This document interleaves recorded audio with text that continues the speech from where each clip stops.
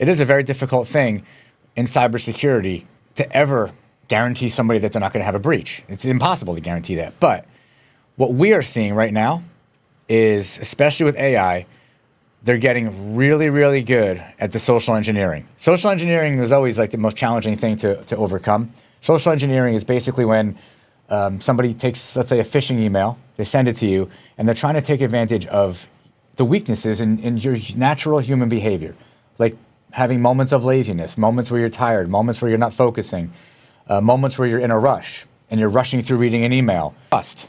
They're actually using trust against you. You might get an email from Microsoft or Amazon saying reset your password, and they'll pop up a thing on the screen that says enter your user ID, enter your current password, enter your new password. Well, you entered all that and you just got breached. They're getting harder and harder to detect. This is not new, but what I will say is that what might be new, and what might be new for you, if your IT provider or whoever's giving you cybersecurity advice or guidance is not advising you, they're misleading you. They're not guiding you in the right direction. If you aren't trained to have a zero trust mindset, you may click on that link because Microsoft asking you to change your password. What you need to do, it's happening right now. We have a client right now who had a major breach. This is the #1 biggest risk to your organization. They will bring you down and put you out of business. 94 or 95% of the breaches that happen, this is a fact, not my fact, it's a fact in the industry, cyber breaches, 94 or 95% of the cyber breaches come from a phishing email. That's the source. Well, if 94 or 95% of the cyber breaches in the industry come from a phishing email, don't you think that 94 or 95% of your budget should be allocated towards reducing the risk? When you do have a cyber breach, because you will, 100% guarantee you will have a breach. It's impossible to think you won't.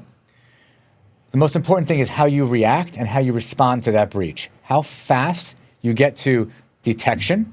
If you don't detect a breach, you're done. Well, here's what happened to one of our clients. Now, we had everything in place. These people were so advanced. It was one of the most severe attacks we've seen. These people got in and they moved so fast. They encrypted all the servers. They encrypted all the backups. They encrypted all their cloud backups. And they did this all within a few hours. One thing that this firm did not have in place because they did not have a budget for it was the detection tools.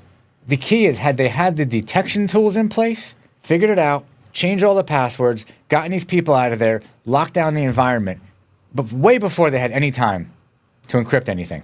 They've been down Thursday, Friday, 5 days. They're in a business that they can't be down any day. We finally ended up, the insurance company paid the ransom because the backups were totally encrypted. There was nothing anybody can do.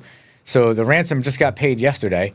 We immediately got the decryption keys, got everything unlocked, and we are now, and today's Monday, by the end of day tomorrow, we'll have everything back up and running. Guess what they're doing now? They gave us the approval to put multi-factor authentication in place. 2 years later, a breach that took them down for 5 days. The initial request from the bad actors was $500,000. I negotiated them down to $350 before we handed it over to the insurance company. The insurance company got them down to, I think, $225. Then they paid it. This did not need to happen. And that's the point.